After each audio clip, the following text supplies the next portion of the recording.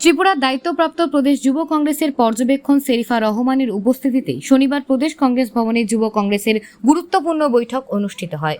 আসন্ন ত্রিস্তর পঞ্চায়েত নির্বাচনে যে জায়গায় প্রার্থীদের পেরেছে প্রদেশ কংগ্রেস, সেই সব জায়গায় প্রতিটি সিট যেন উপদেশ কংগ্রেস জয়ী হতে পারে, এই ব্যাপারে যুব কর্মীদের নিয়ে আজকের এই বৈঠক বলে জানান তিনি।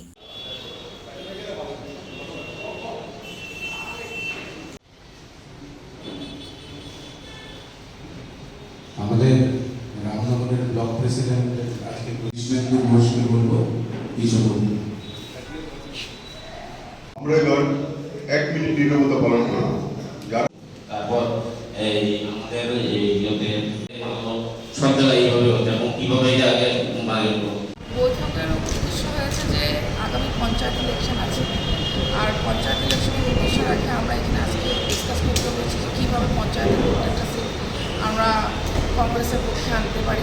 যেহেতু আপনারা সবাই জানেন যে কী অবস্থা হয়েছে, ত্রিপুরাতে কংগ্রেসের অনেক প্রার্থী নমিনেশনও দিতে পারেনি। এখন যতটুকু আমরা দিতে পেরেছি ওগুলো যাতে আমরা কংগ্রেসের পক্ষে উইন করে নিয়ে আসতে পারি, সেটা আমাদের মেন উদ্দেশ্য।